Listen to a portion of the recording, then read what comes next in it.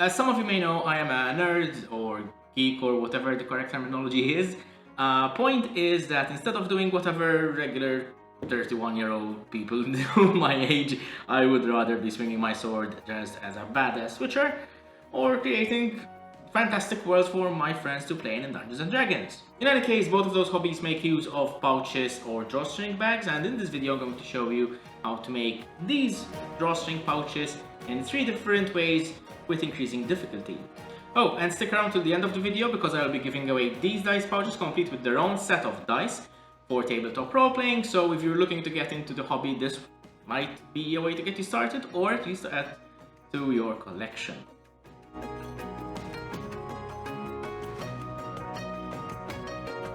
I created these 2 small pouches using the essentially same technique. You can make them out of any material that you like, whether it's fabric or leather. I chose to go for upholstery leather because it's simple, it's light to use, it's quite flexible and pliable. However, the main chief reason for this is because I have a scrap bag of basically upholstery leather which I had gotten in 2017 from a local upholsterer, and as you know, free material is the lifeblood of any crafter.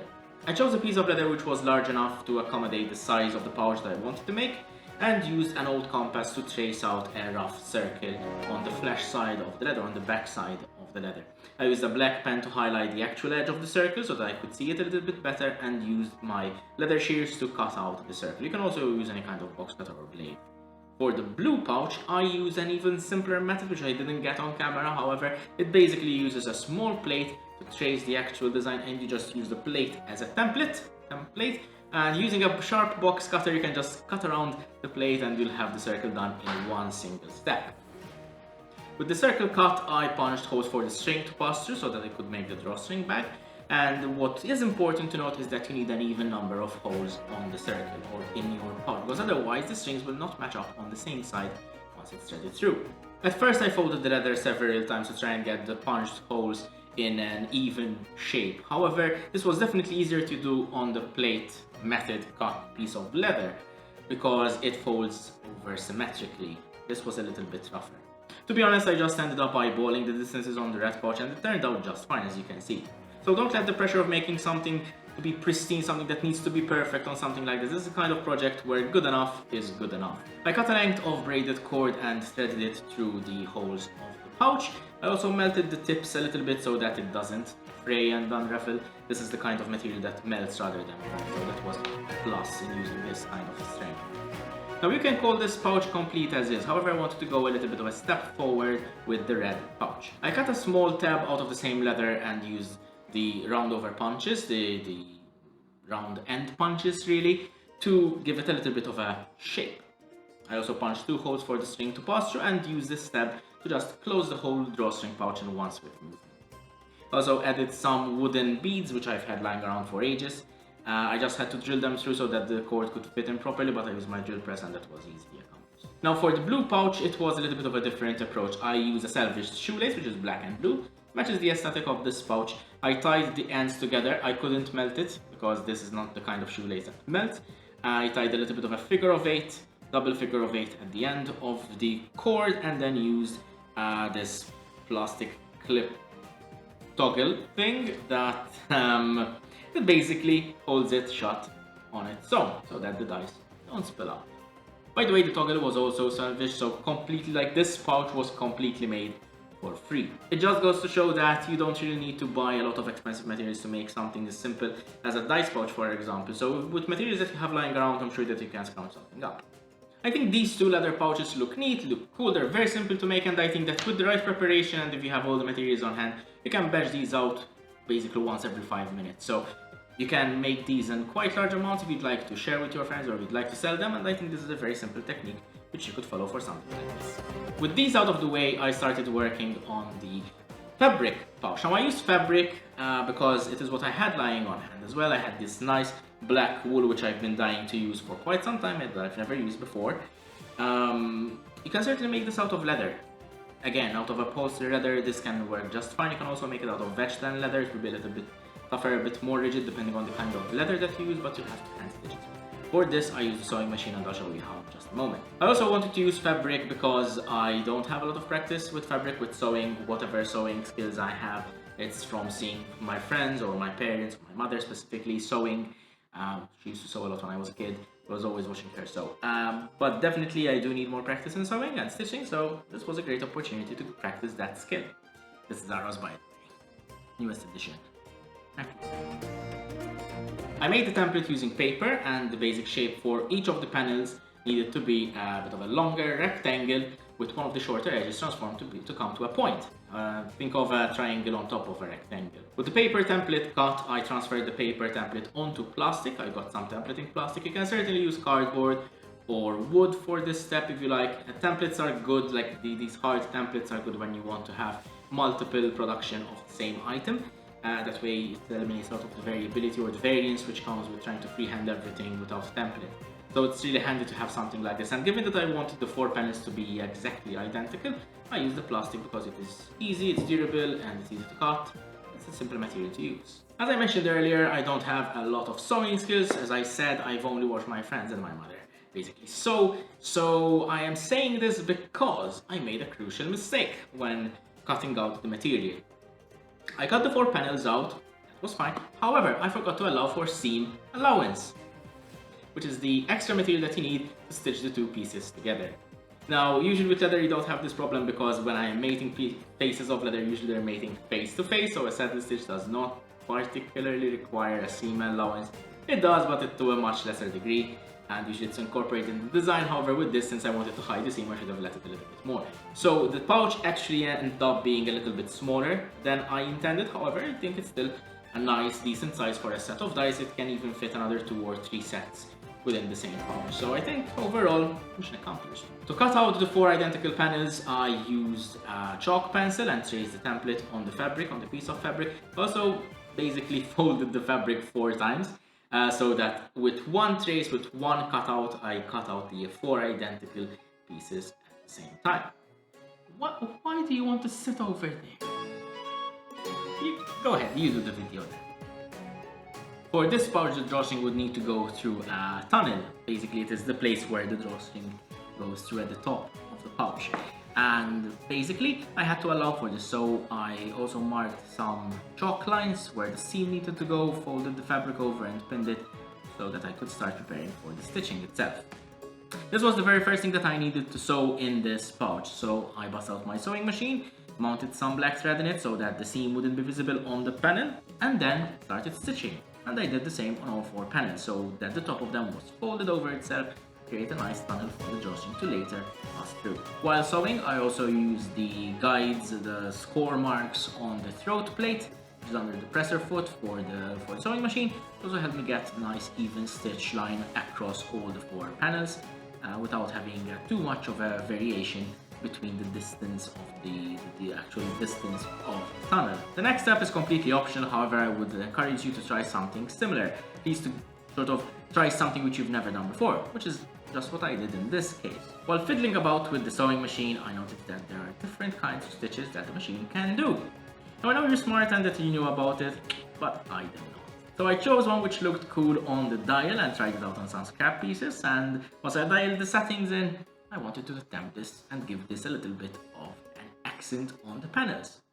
So I mounted some yellow thread for this process and basically stitched this particular stitch down the middle of the panel. On all 4 panels, in fact, as you can see over here. I think it's a nice sleek detail, which I am certainly fond of, I'll be honest. Probably I'll try different designs in the future as well, kind of to see what works and what doesn't. I think this is simple enough, like this kind of arrow V shape that kind of blends nicely, and it's like in contrast, was it's yellow on black. There are different patterns which I am trying to use in the future, so yeah, definitely worth a shot trying something which you've never done before. Mind you, be careful on which side you're sewing this kind of pattern on, because unstitching it is a bother. With that done, I started working on stitching the 4 panels together. I started by pinning them along the long side and on the diagonal as well, and I stitched them 2 at a time. It's very important that you stitch them face to face. basically when you're done with stitching, you should end up with an inside-out pouch. This is if you want to hide the seams. If not, you can sew them back to back and the seams will be visible. I think that this would be a little bit less professional looking. I would like it to look a little bit neater, so I proceeded to stitch them face to face, one edge at a time.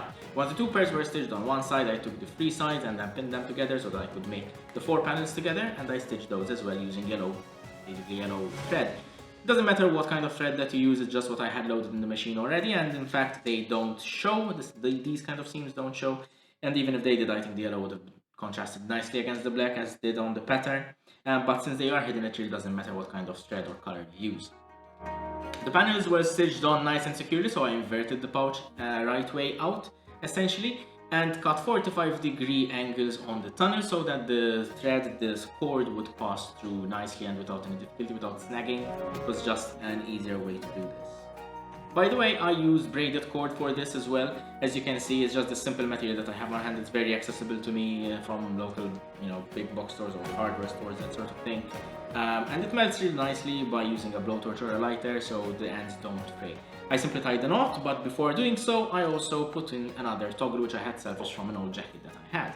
Now, I could have left it black and that would have been fine, to be honest, but I wanted to give it a little bit of an antique look, so I bust out some rub and buff. I got the brass kind, and basically I wiped it on smeared it on it with my finger to give it a little bit of an antique feel. And once it dried, it looks like it's a bit of a sort of oldish, antique-ish brass looking toggle, even though it's completely plastic. It was just a little bit of a touch that I wanted to give it.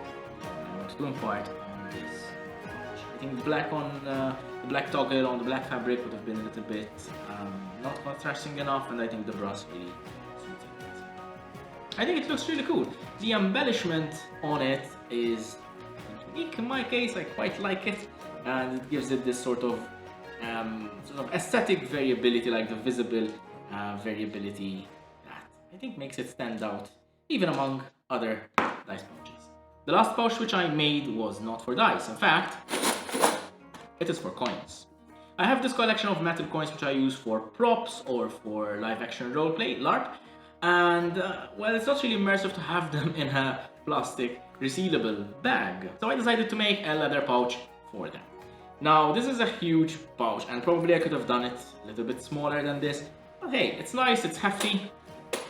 Certainly contains bounty for, I don't know, a griffin or something. It's quite big, it's quite nice, I like it. And I think, proportionally, it's a nice pouch to have hanging on your side.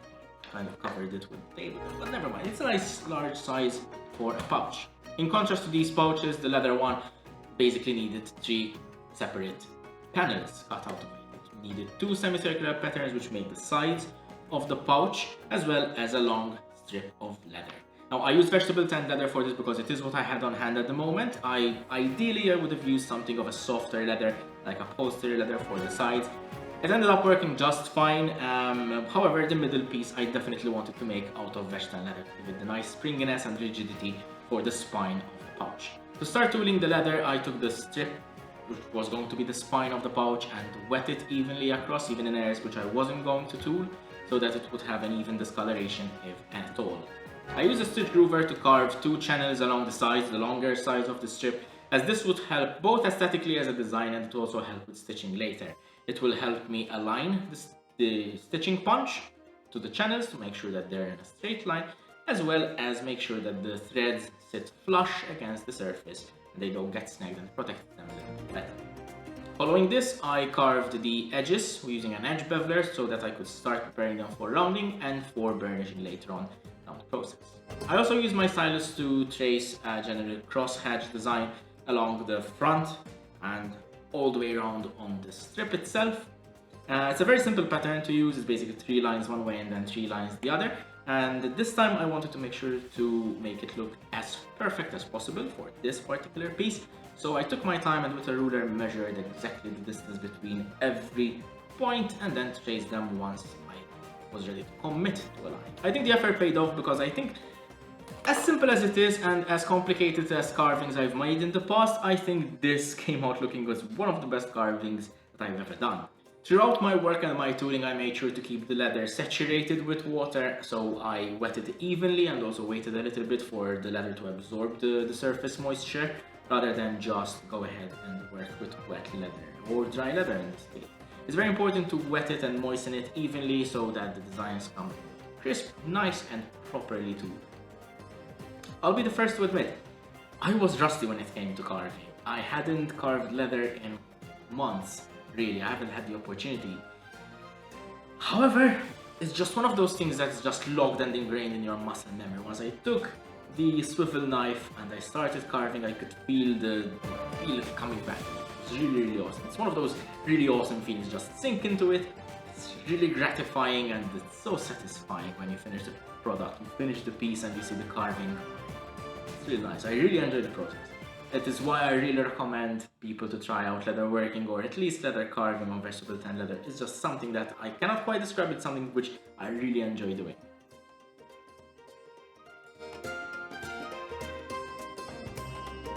The last step in the tooling process is to punch the stitching holes and the holes for the drawstring pouch, which is on the back and the front of the strip, as well as on the sides.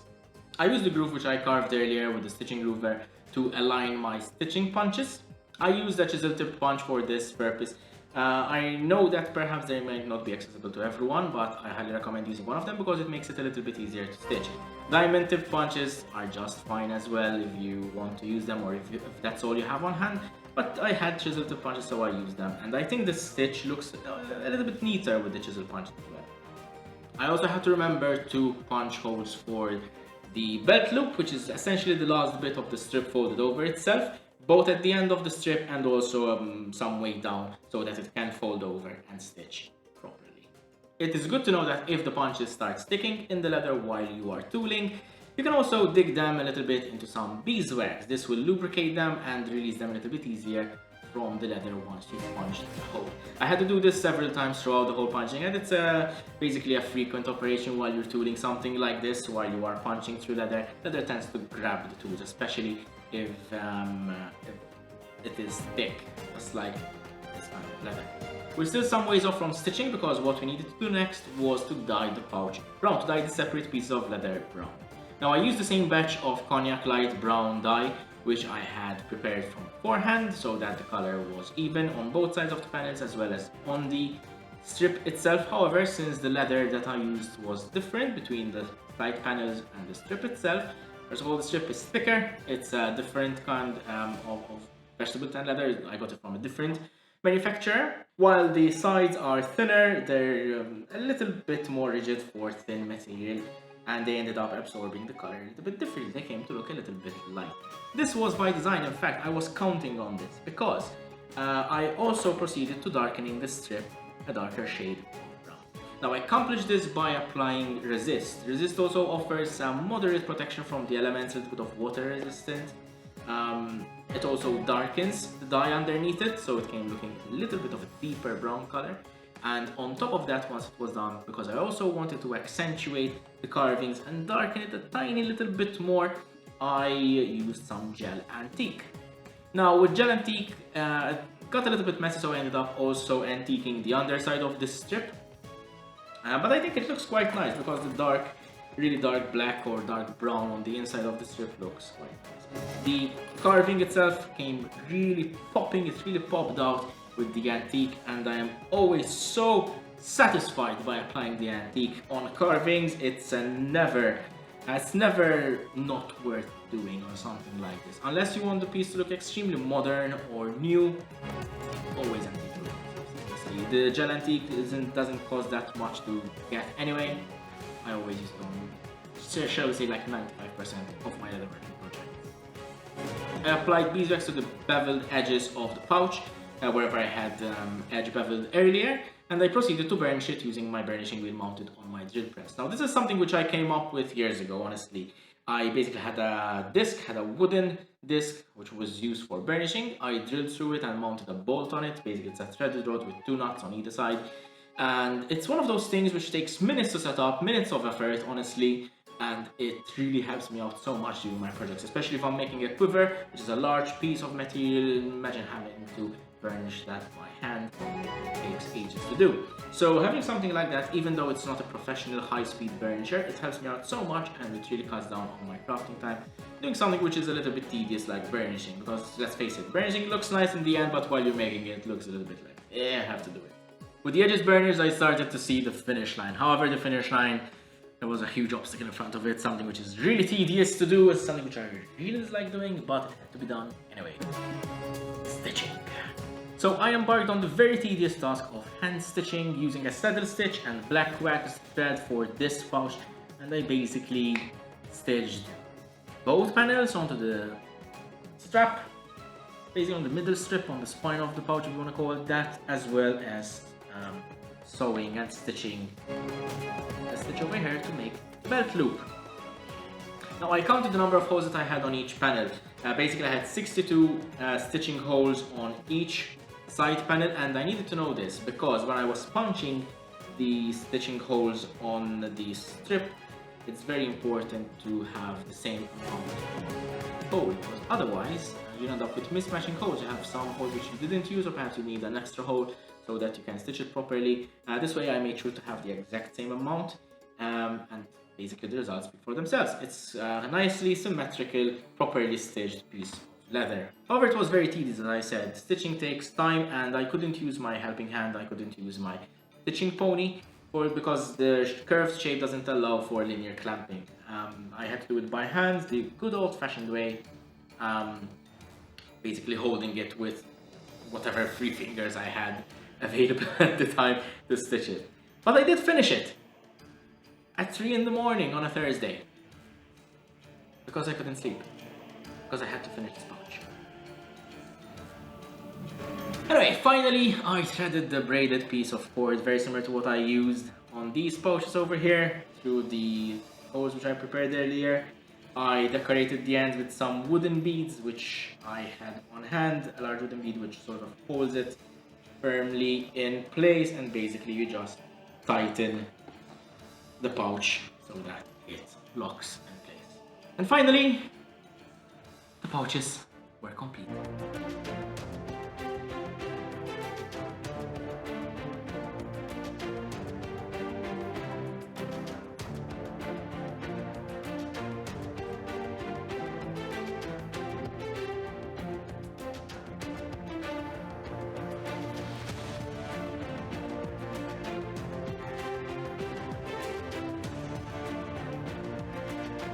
As I said, I will be giving away these dice pouches. They all come with their individual set of dice. I believe there is a yellow set with the fabric. There's a yellow set of dice with black numbers for the fabric pouch. We have a set of marble grey dice for the blue pouch, and a set of clear green dice. These are my favorites. Green dice with the red pouch. I'll be picking around 3 random people from the comments below, so make sure to comment. And basically, yeah, I'll be reaching out to you so that I can ship you the pouch. If you have enjoyed this video, please consider supporting me on Patreon using the link in the description below. Even €1 a month can go a very long way into helping me produce these videos and make and craft these items basically, and also to give them away at the end of the video.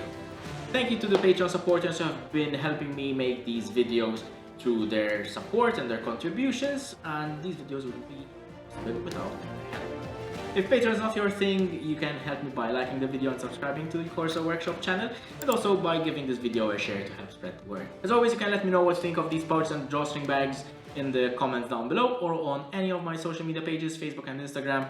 Links in the description. With this, I wrap up this video by saying thank you for watching, and I hope to see you next time.